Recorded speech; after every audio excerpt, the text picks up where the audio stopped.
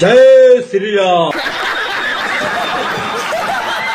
तो देखो भाई लोग, आज का हमारा जो टॉपिक है ना वो काफी ज्यादा अमेजिंग होने वाला है, क्योंकि आज हम लोग बात करने वाला है स्पाइडरमैन नो वे होम के बारे में। कुछ ऐसी चीजें जो तुम लोग को पता होनी चाहिए स्पाइडरमैन नो वे होम देखने से पहले। अब देखो, इंडिया में तो ये मूवी कल यानी कि 16 तारीख को रिलीज हो रही है, और जहां तक मुझे लगता है कि सबका यही प्लान होगा कि इस मूवी को थिएटर्स में जाके देखें, और देखना भी चाहिए, क्योंकि अगर तुम लोग इस मूवी को थिएटर्स में नहीं देखते हो तो तुम लोग को उस लेवल का एंजॉयमेंट नहीं मिल पाएगा, क्योंकि भाई ये मूवी ही ऐसी है जिसको थिएटर में देखने में ही मजा आएगा। अब देखो, मेरे इधर तो एक बहुत बड़ी प्रॉब्लम हो गई है, क्योंकि मेरे एरिया में एक ही थिएटर है और उसमें भी स्पाइडरमैन नो वे होम नहीं लगा है। अब यार मैं क्या करूँ, कुछ समझ में नहीं आ रहा है।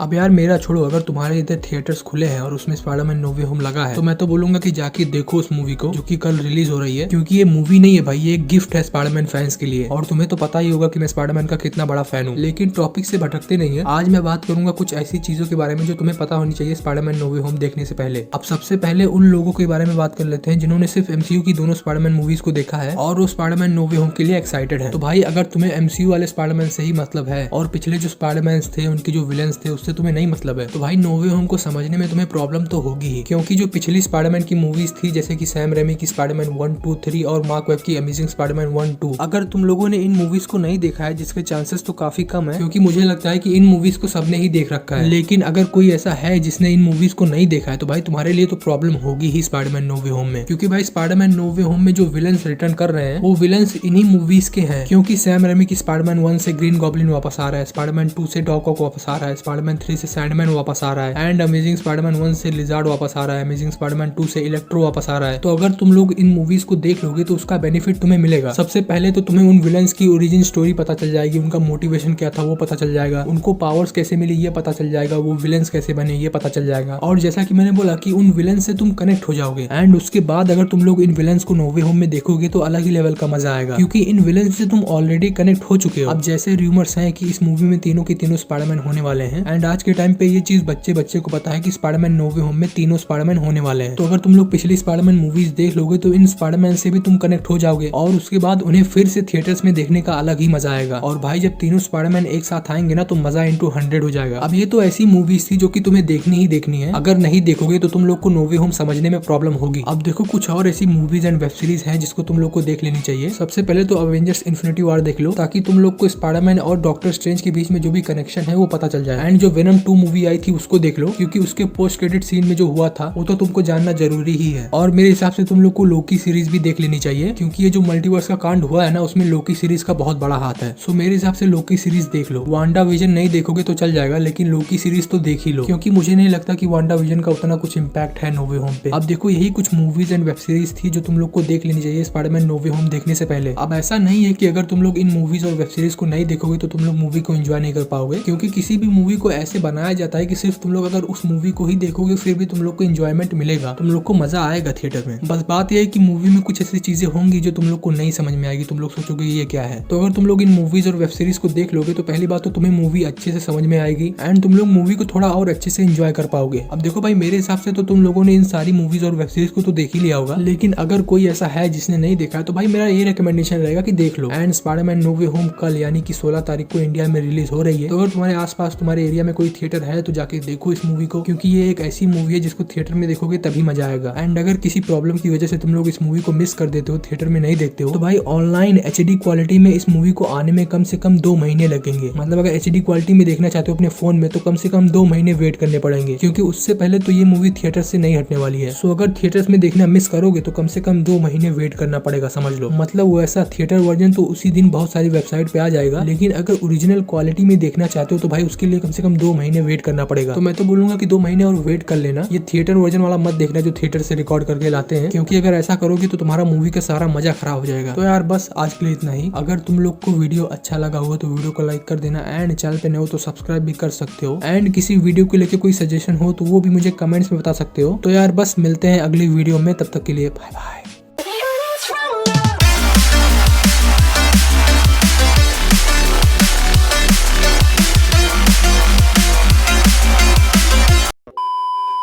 आपको अच्छी लगी तो शेयर करो, दबा के शेयर करो।